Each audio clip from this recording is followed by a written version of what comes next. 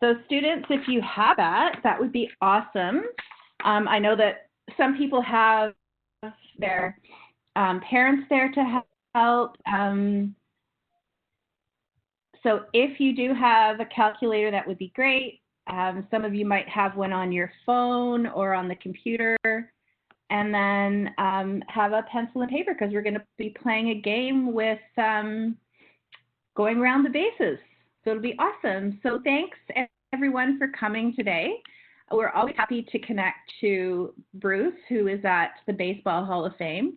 And he's going to give us a little bit of a tour for some of you who weren't here before. But if you were, like Charlie and Isaiah, or no, that's not Charlie and Isaiah. This is Charlie and AJ.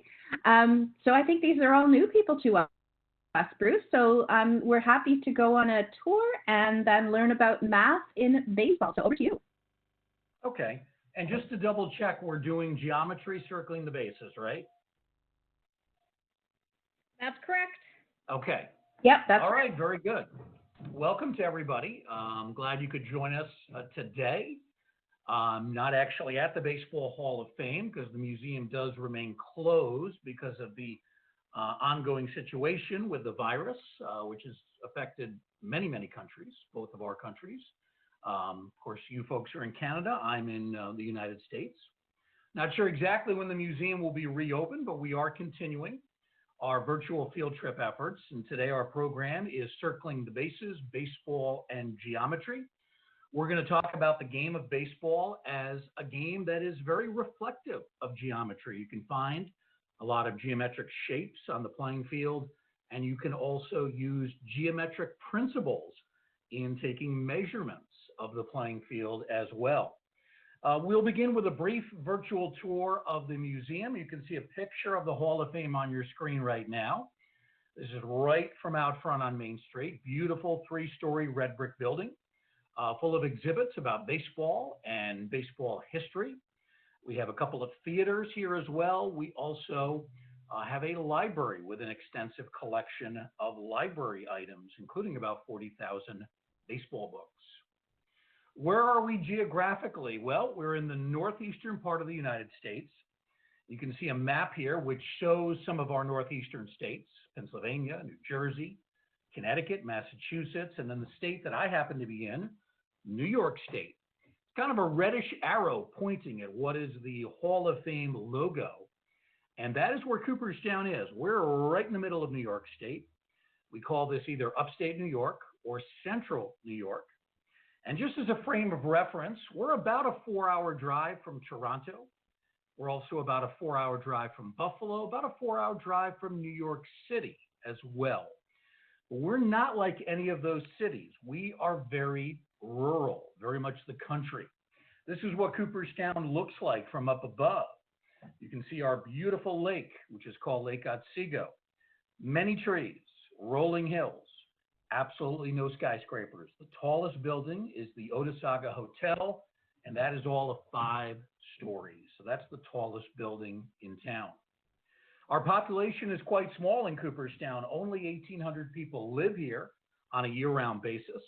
And that explains why there's exactly one traffic light. There you see it at the corner of Main and Chestnut Streets.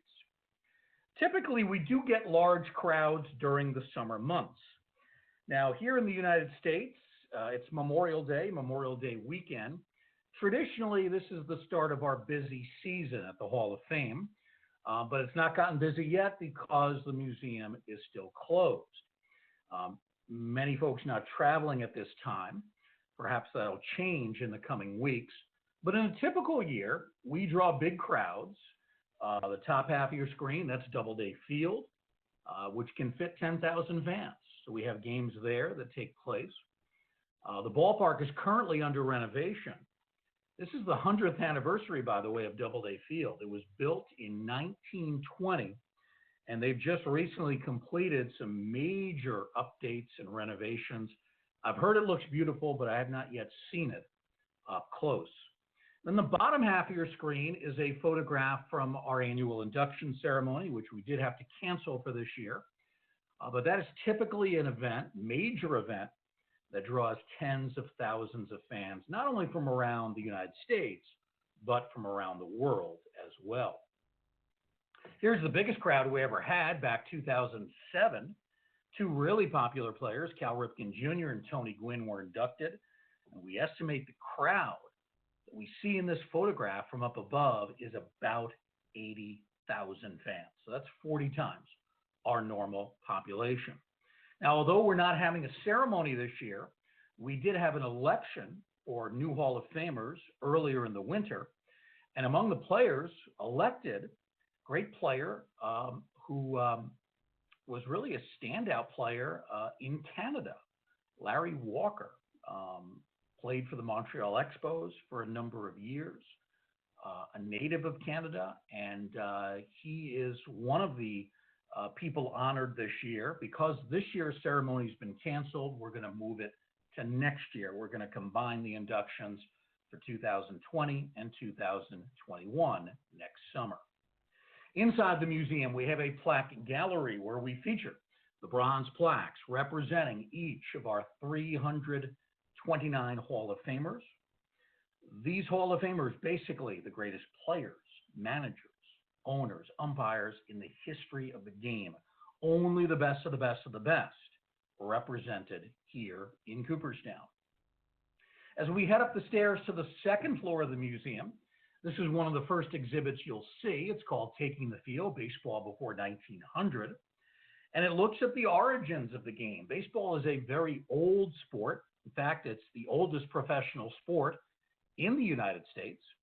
We have found references to the game as far back as the year 1790. But it was really not until the 1800s that baseball started to become popular in this country. Here's a player who became really popular in the 20th century, Babe Ruth. George Herman Babe Ruth, his full name. At first, a great pitcher for the Boston Red Sox, and then a tremendous home run hitting slugger for the New York Yankees. Some have called him the greatest player in the history of baseball. You could debate that. I don't think there's much debate, though, that he's the most famous player to ever play the game. And that's one of the reasons why we have a full exhibit dedicated to his career and his life. Every artifact that you find in here, bats, caps, uniforms, photographs, all these items have some connection to the career of Babe Ruth. Also on the second floor, we have Pride and Passion. This is about the history of African Americans who have played the game. Now, baseball, unfortunately, at one time was very much a segregated sport.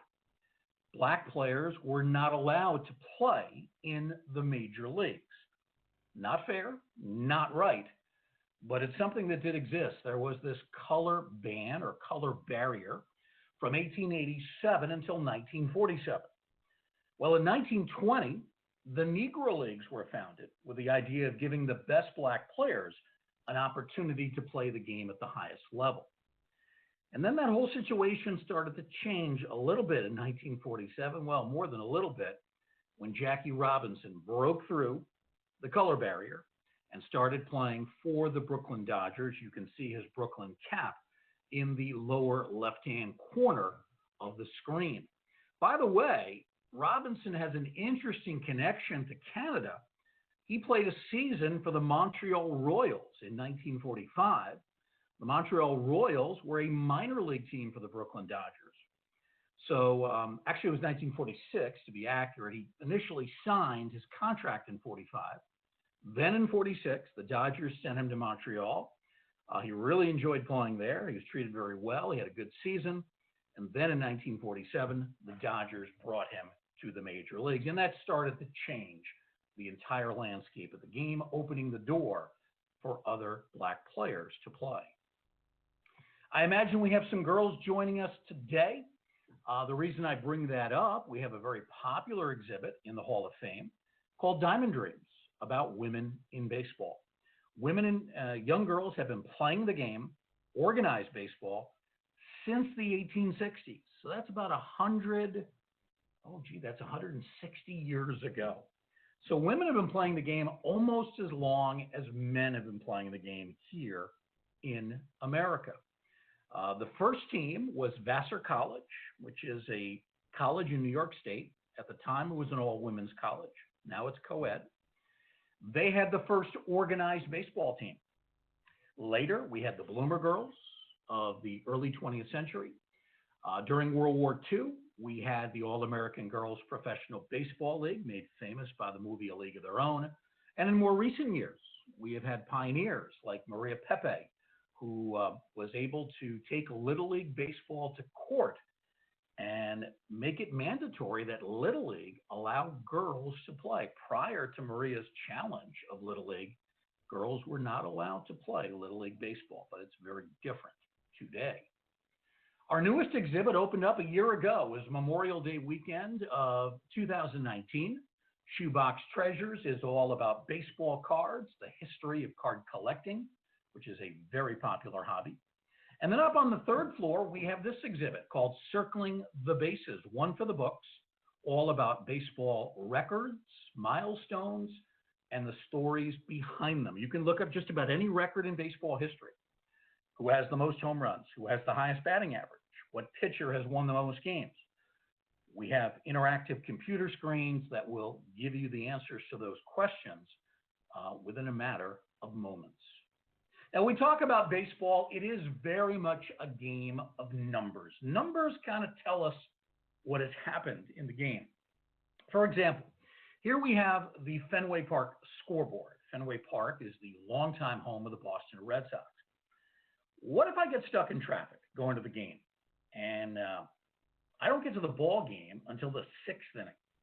So I've missed over half the game.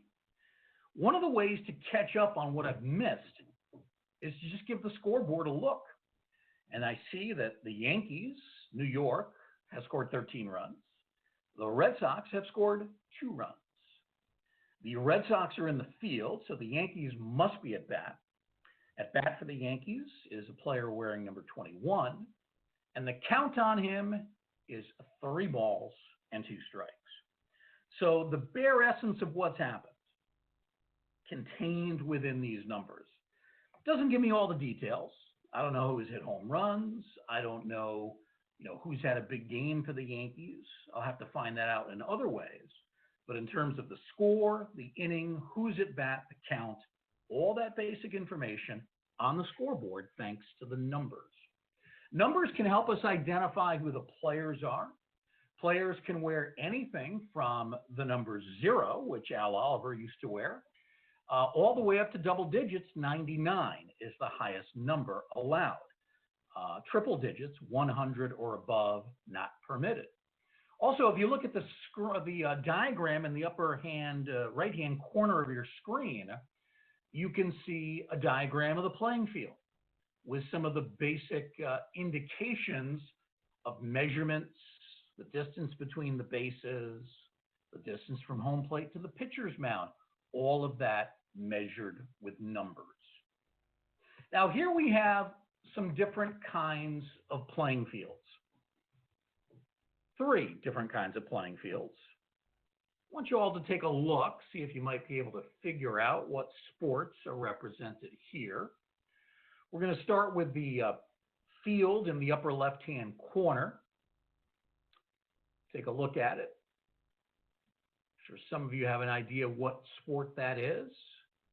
That's actually a field for soccer. And soccer fans know that the field in soccer is called a pitch, the pitch. So that's a soccer pitch. Then we have the field in the middle of your screen with yard markers. And this is a sport not only played in the United States, but also played in Canada as well. It's a football field, sometimes called the gridiron. So that is a football field. And then in the bottom right-hand corner, it's actually not a field, but it's a playing surface for an indoor game. And it is the game of basketball. And sometimes we call the basketball court the hardwood, the court or the hardwood. So we have a basketball court, a football field, also the gridiron, and a soccer field is the pitch. No, he's here. No, he's here. Okay. Now, here we have the field in baseball. And the field in baseball has its own nickname. Specifically, if you look at the infield area, you'll see home plate and then you'll have first base, second base, third base. And that area comprises the infield. We sometimes call the baseball field the diamond because the shape of the infield from this angle looks a little bit like a diamond. Actually, though, it's not really a diamond. It's actually a square that's just been turned onto one of its points. And the reason we know it's a square is because the distance from each base to another is 90 feet. So all four sides are 90 feet. We also know that the angles created at each of the bases and at home base, or home plate, I should say, those are right angles or 90-degree angles. So we know that we're dealing with a square. We call it a diamond, but it's actually a square. Now, the dimensions of the infield are the same for every field, every team. Outfield dimensions, though, are different. As you go toward the outfield, you'll see some ballparks 330 feet down the line. Some, like this one, are 335 feet. Some are 340, 350 feet. Center field in this field is 400 feet. Some ballparks, it's more than that, 410, 420 feet. So teams can have different outfield dimensions, ballpark to ballpark, but in terms of the infield, always 90 feet between the bases, always 60 feet 6 inches from home plate to the pitcher's mound. And there's lots of stuff going on here. You've got the home plate area, which is a circle. Talk more about that in a moment. You've got coaches' boxes in foul territory. You've got a pitching rubber and a pitching mound, which has an 18-foot diameter circle. You've got the 90 feet between the bases. Lots of measurements. Here's a close-up of the home plate area.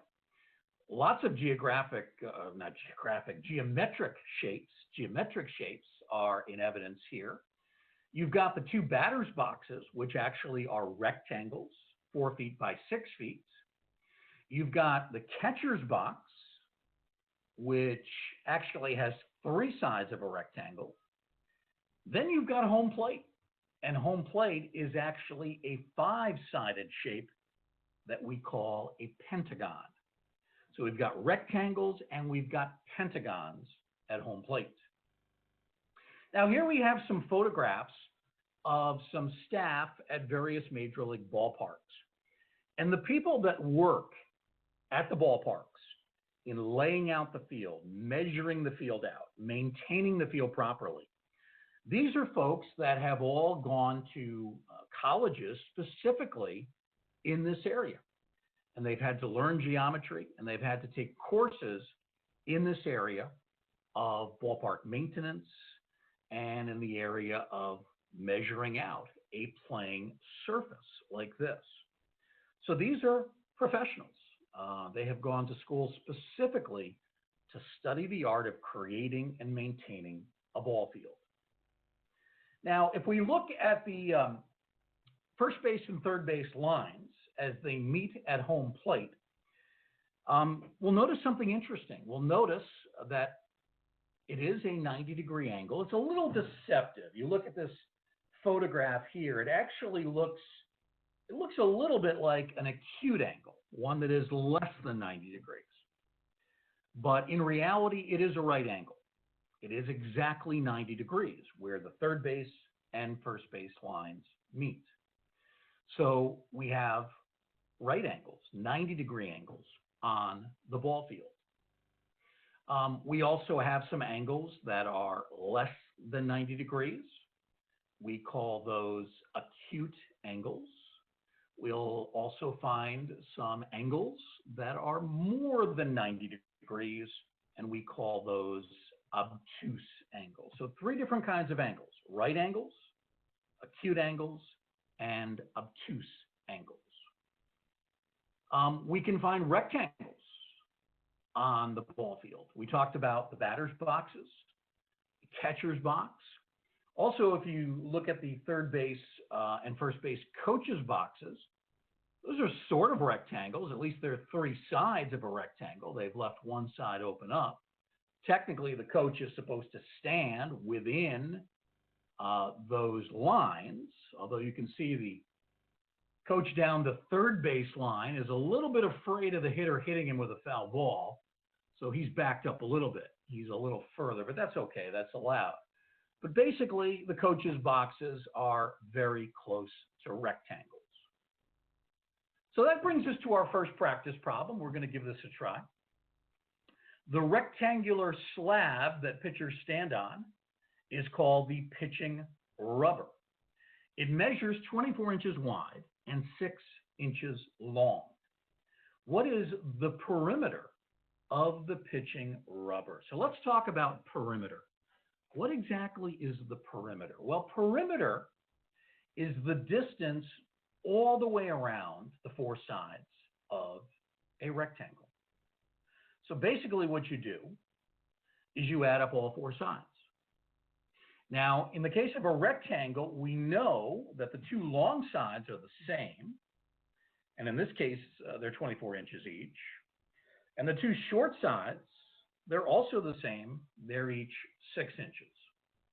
So what I'd like everybody to do is take the next couple of minutes, figure out what is the perimeter of the pitching rubber. What's the perimeter of the pitching rubber? And then we'll have your teacher call on you if you think you know the answer. I guess you can raise your hand, get the teacher's attention, and we'll see if you have the right answer. So again, we're doing perimeter. We add up all 4 sides. That's the distance around the 4 sides of the rectangle. Let's see what our answer might be. So we have, from Charlie and AJ, we have 60 inches. And from Aaron, we have 42 inches. Okay. Well, 2 of the 3 are right. The correct answer actually is 60 inches. How do we get there? Well, take those 2 24-inch sides. Add up 24 and 24. What does that come to? Comes to 48. Okay. Then we have the 2 other sides are each 6 inches. So what's 6 and 6? That's 12. So now we add 48 and 12 together, and we do come up with 60 inches. So we just basically add up all 4 sides. 24 plus 24 is 48, plus 6 is 54, plus another 6 is 60. So the perimeter of this rectangle that we see on the ball field is 60 inches. So you can take all 4 sides, add them together, and that will give you the perimeter for the rectangle. Okay? Now, there's another measurement we can take of rectangles, and that has to do with something called area. And to figure out the area of a rectangle, we have another formula we're going to use. Pretty simple formula. You may want to write it down. It's the length times width. So we have length times width. We're going to stick with the pitching rubber here. It measures 24 inches by 6 inches, which we've already established. Now we want to figure out not the perimeter, but the area. So we have 24 as the length. We have 6 is the width. We multiply them together. We're then going to come up with an answer. And whenever we do area, we always express that in terms of square inches or square feet. So let's take a moment to work on that.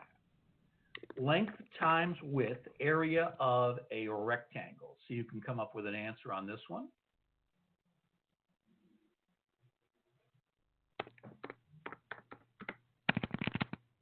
I hear some typing.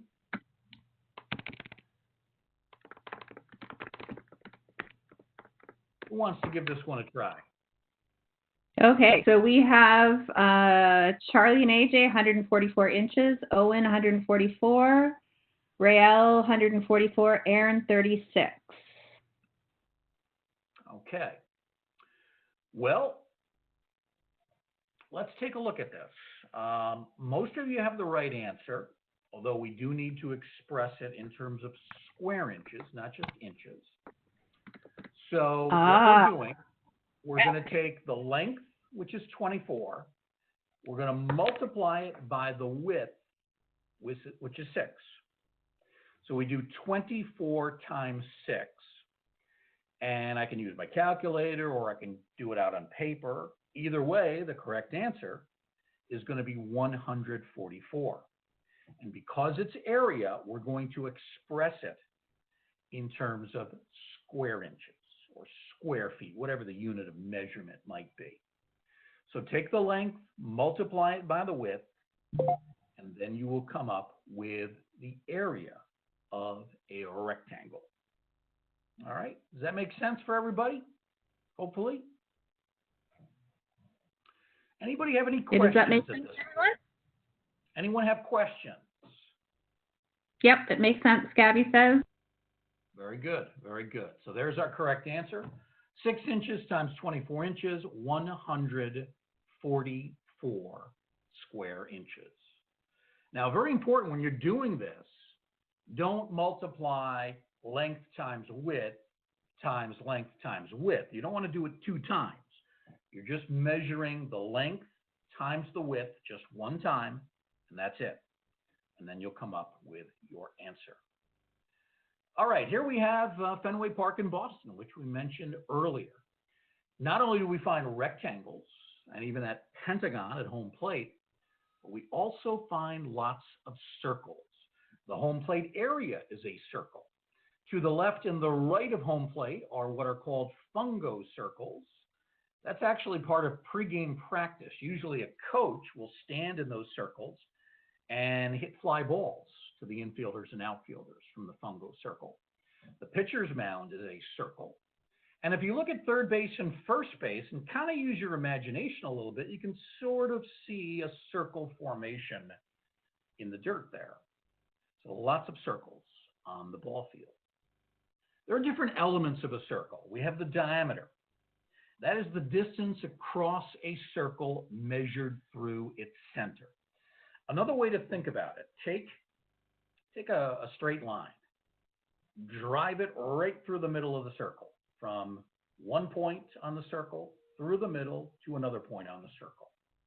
The distance of that line, the measurement of that line is the diameter. Then we have something called the radius. With the radius, we start out in the very middle of the circle. Oops, I lost there we go. We start out in the middle of the circle, and then we go to a point on the edge of the circle. So the distance from the middle of the circle to a point on the edge is the radius. Now, diameter and radius have kind of a relationship in a sense. Whatever the diameter is, the radius is going to be half of that, no matter what. So whatever the diameter is, radius will be half. Similarly, whatever the radius is, if we know what the radius is, we know the diameter is going to be double that. Diameter will always be double the radius.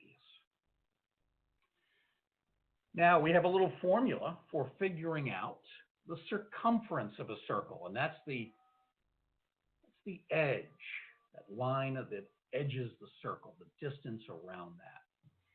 And we have a little formula that we use. Does anybody know what that formula is? It involves something called pi, and it also involves the diameter. What do you think we're going to do? Anybody know what pi is? What's the value of pi? Anybody know? I know my son knows this one. I'm going to see if any of the kids know here. I'll check over in WebEx. Ooh, does anyone know the value of pi? Oh, we got a couple of guesses. Hang on, I'll pop them in there. I think some of them are a little stumped. Oh, wait, hang on. Let me copy and paste these in there for you. There's a couple of guesses. Charlie.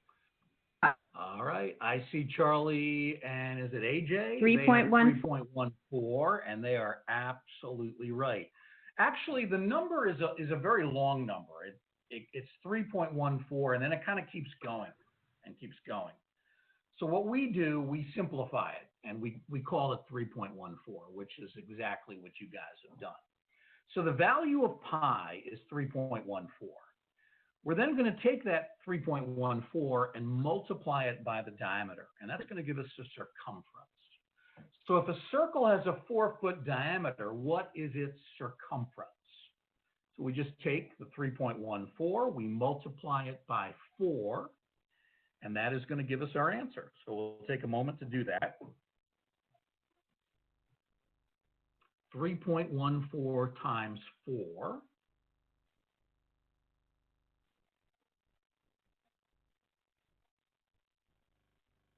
What is our answer going to be?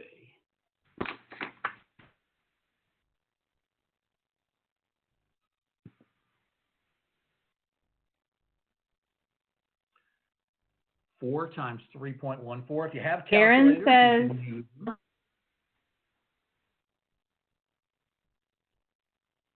12.5. Charlie and AJ, 12.6, and would that be, we need to say feet, right? Yeah, I'm sorry, what was the answer they came up with? 12.56, but we use meters instead. Oh, okay. So, yes, the answer is correct, 12.56. So that is what the circumference is going to be, 12.56 feet. Okay? Now, there is one other calculation we're going to do with circles. And I've had a little trouble with my PowerPoint, so I can't show it to you visually.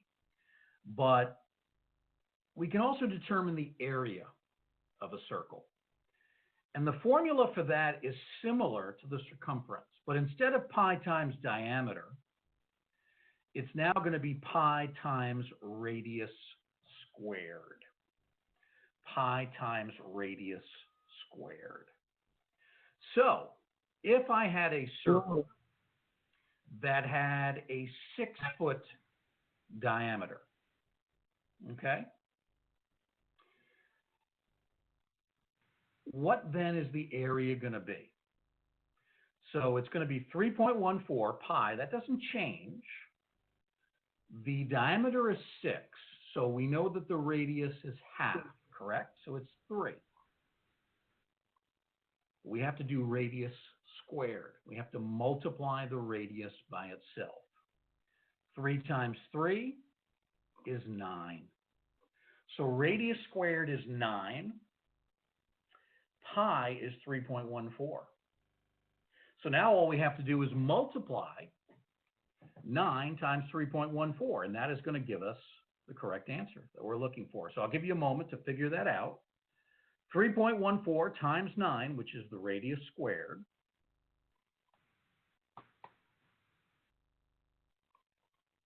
Oh, are we on practice problems 4? Because we're seeing Pardon 3. me? Charlie and AJ said that half the diameter Yeah, would be 2. I don't have it visually because I've been having some problems with my PowerPoints. So it's 3.14 times 9. 3.14 is pi. 9 is the radius squared. Again, radius is 3. The diameter is 6. Half of that is the radius, 3. 3 times 3 is 9. So that's how we come up with those numbers. Pi times radius squared. So 3.14 times 9, who's got an answer? So Aaron, Rael, and Charlie say 28.26. Owen says 64.26. Okay, well, the first answer was actually the correct answer, 28.26. Now, again, we're talking feet, right? And it's area of a circle, just like area of a rectangle. We express that in terms of square feet or square inches. So yes, 28.26 square feet would be the correct answer. So those are the two formulas for circles. Pi times radius squared gives us the area. Pi times diameter gives us circumference. So they're similar, but as you can see, not quite the same. Because radius squared is not going to come out to be the same as diameter. All right, I think we're ready to play some home run derby. How many students do we have with us today? We have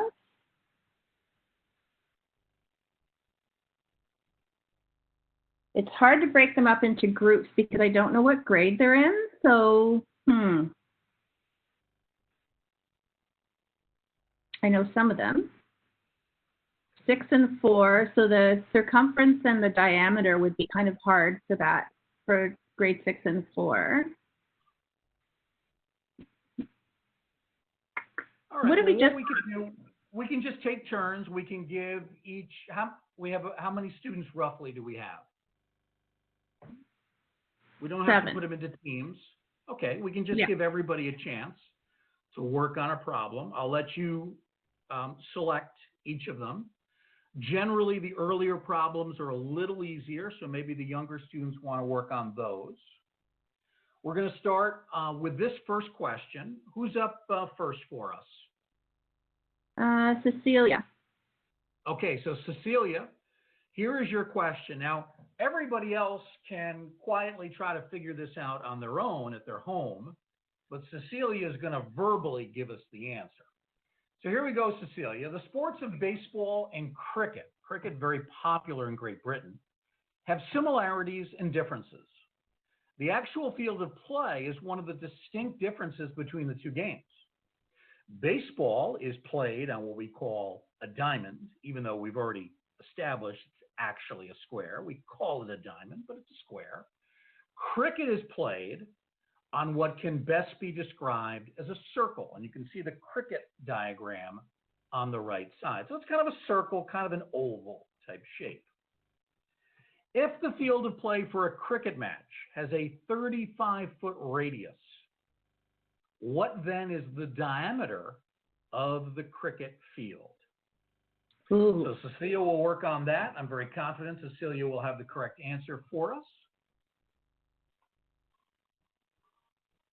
So what's the formula again for radius? Well, you remember whatever the radius is, the diameter is 2 times that. Whatever the diameter is, the radius is half of the diameter. So it's a 2-to-1 relationship. So the radius, half the diameter. What does that tell us about what we need to do to the radius here to figure out the diameter? Okay. So Cecilia, are you there?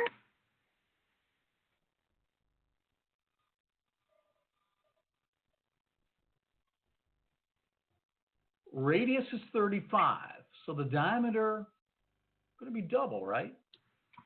Okay, maybe Owen can answer that for her because I don't see her. She might not want to, which is okay. So we'll go down to Owen. Owen, do you know the radius or the diameter of the field?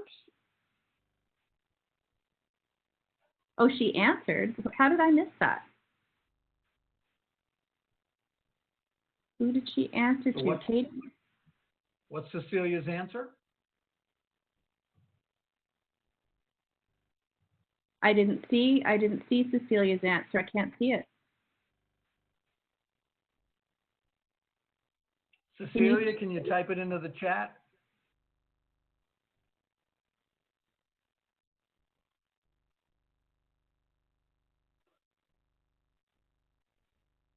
To all attendees. 70, she said. 70 feet, and that is absolutely right. The radius is 35, so the diameter is going to be 2 times that.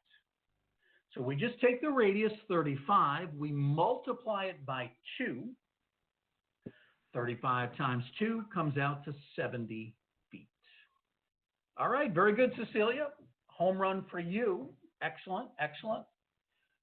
Who is our next player? Owen. Okay, here we go, Owen. Again, everybody should try to figure this out at home quietly on their own, but Owen is going to actually give us an answer. Given that each on-deck circle has a diameter of 6 feet, what is, and I gotta move my chat here because it's preventing me from reading this. What is the area of a standard major league on-deck circle? So we know the diameter is 6 feet. What is the area of that on-deck circle? And just to refresh our memory, area of a circle is pi, which is 3.14, times radius squared. Pi times radius squared. Pi never changes, always 3.14. Diameter is 6 feet. Have to figure out the radius, then multiply the radius by itself. We then take that radius squared, multiply it by pi. That's going to give us the area of the on-deck circle.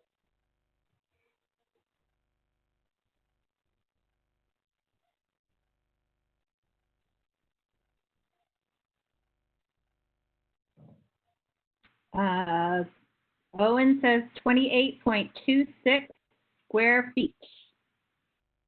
All right, let's see if that's right. 28.26 square feet. Absolutely. Very nicely done, Owen. Nicely done. So again, we start with pi, 3.14. Diameter is 6, so the radius got to be half that. It's 3. We have to figure out radius squared. So 3 times 3 is 9. So, sorry, my PowerPoint is giving me a little trouble today. So pi is 3.14, radius squared is 9. We multiply those two together, and we do get 28.26 square feet. Remember, it's area. Whenever we're doing area, we have to say square feet, square inches, whatever, square meters, whatever the unit of measure might be. All right, nicely done, Owen. Home run for you. Who is our third player coming up? Charlie and AJ. Okay, Charlie and AJ. While batting, a player must stand in the batter's box. The batter's box is a rectangle measuring 4 feet by 6 feet. What is the perimeter in feet of a batter's box? Perimeter was the first formula we did, just to add up all 4 sides. We know with a rectangle that the length, there's 2 long sides, they're going to be the same, and then there's 2 short sides, they're going to be the same. So 4 feet by 6 feet, what is the perimeter in feet of this batter's box?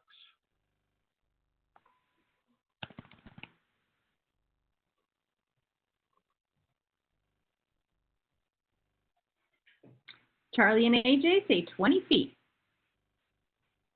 Okay, they're going to go 20 feet, not 20 square feet, right? Because we're not doing area, we're doing perimeter. Yep. Absolutely right. Yay, So we have Charlie length. and AJ. Good job, guys. Length plus width plus length plus width, or it could be length plus width plus width. Doesn't really matter the order. Just add up all 4 sides.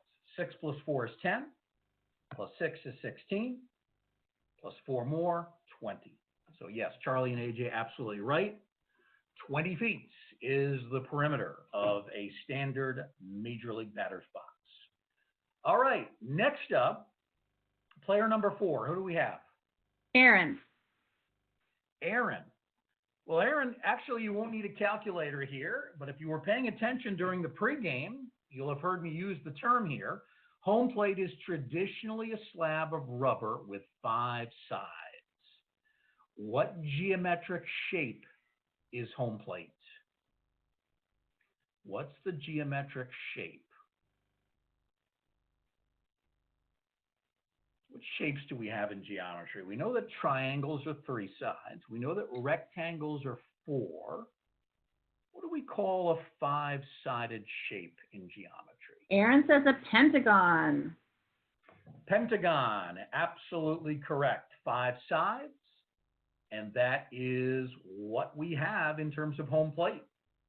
Now, when you're looking at this, if you look at the bottom of the picture, that's the part of the plate that faces out to the pitcher. And then the point that you see at the top, that's what faces the catcher. But it is a five-sided shape called a pentagon. Nicely done, Aaron. Home run for you. All right, who is our fifth player? Our next is Troy. Troy. All right, this has to do with the distance between the bases, which we know is 90 feet. Hall of Famer Rickey Henderson holds the record for career stolen bases with 1,406.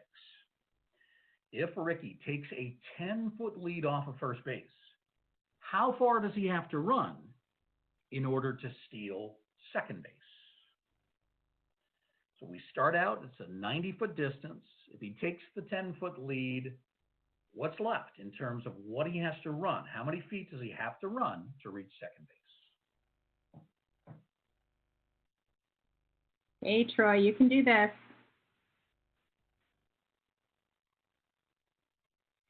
We're going to start with 90 feet.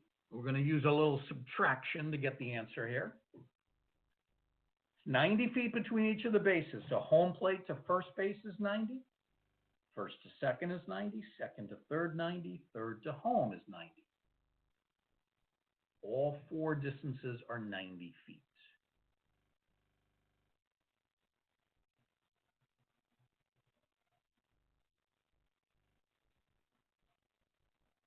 All right, I'm not sure if Troy's here.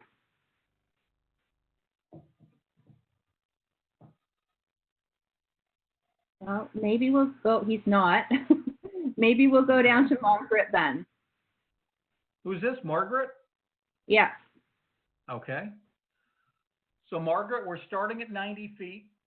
Rickey Henderson takes a 10-foot lead. How far does he have to run in order to steal second?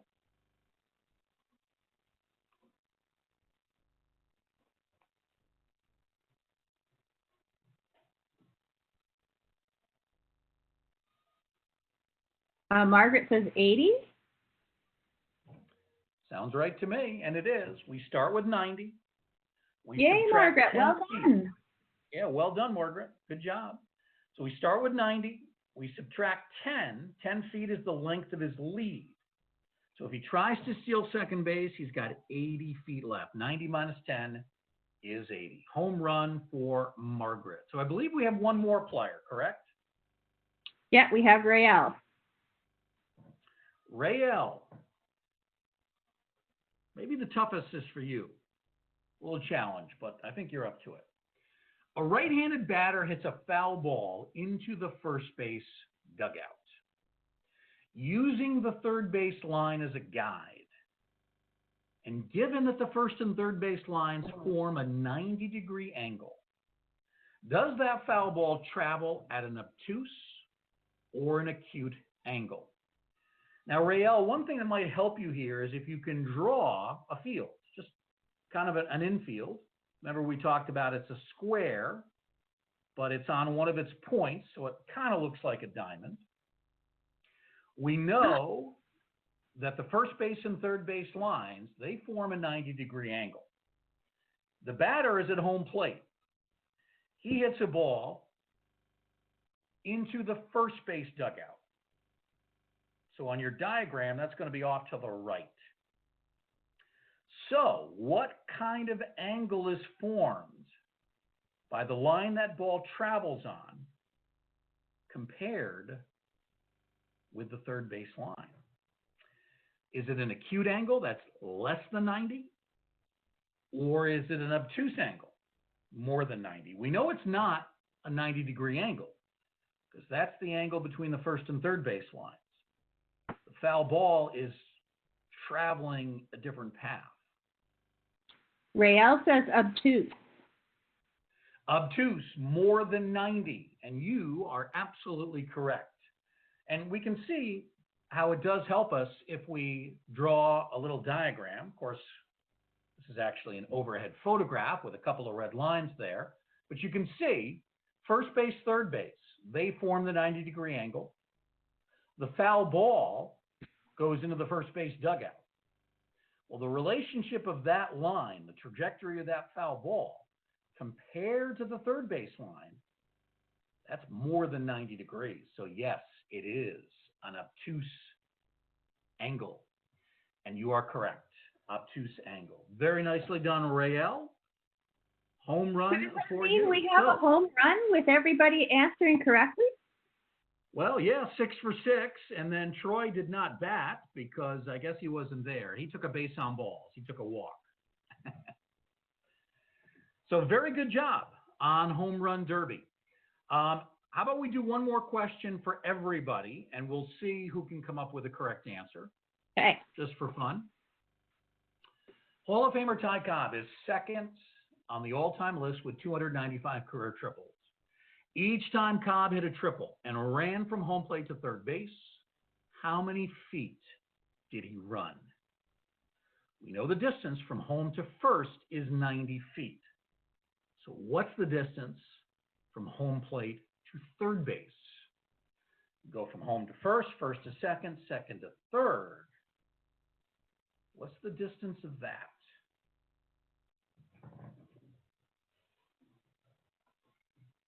So we'll have to do a little, well, you can do either multiplication or addition. Either will work here to get us the correct answer. So Cecilia says 270.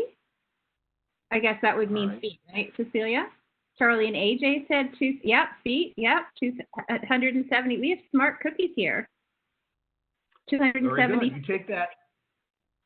You take that 90 feet and you just multiply it by 3. 90 times 3 is 270 feet.